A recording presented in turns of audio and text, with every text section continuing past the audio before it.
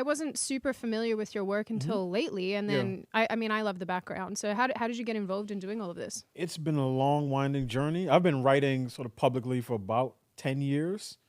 First with a site called Black and Married with Kids that was created to provide more positive images of marriage and family in the Black community.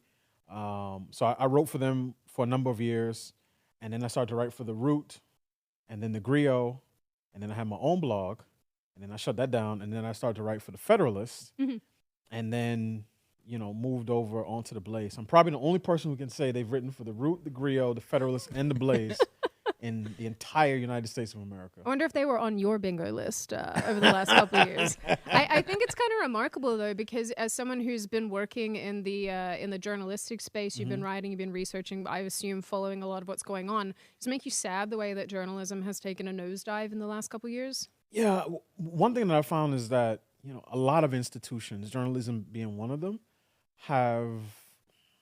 they've basically destroyed themselves from the inside out. Yeah. And when you see journalists who today try to smack regular people for spreading disinformation, when they're the ones who purvey disinformation on a regular basis on everything from whether men can get pregnant to police brutality and police shootings, it's one of those things where it is kind of disappointing because these are people that a lot of people grew up respecting, right? And I'm obviously way too young to have seen Walter Cronkite, but you hear about a person who everybody in the society respected, and now you see journalists. Part of this is just the partisan nature of the media, but now you see journalists who are just complete shills, and especially on the left for the Democratic Party. They're basically functionaries, and it is disappointing. But what I think it's done is open a space for other types of media to fill the void.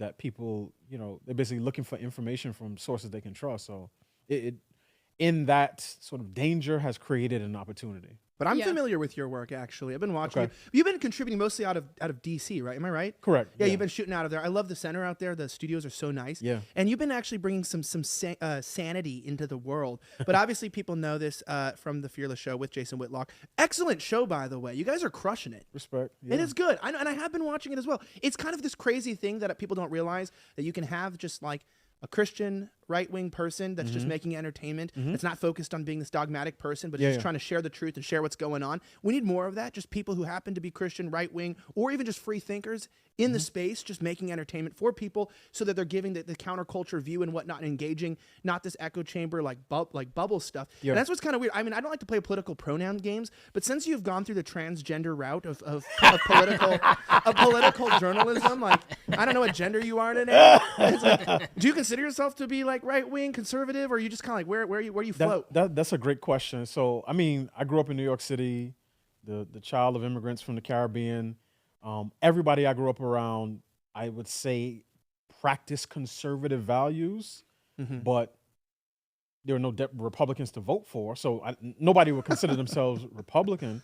But these are just common sense values, right? So I never considered myself conservative or right wing at all. I mean, the first time I ever voted for a Republican in a national election was 2020. But one of the things that I've seen is that the culture has shifted way to the left. So now if you're a person, again, who believes that there are only two sexes, you by definition have become a conservative. So sometimes I like to say, if I really want to poke the bear, that we're all Klansmen now at this point. So everybody's a bigot. I left my hat at home because it's Black History Month, so I have to be a big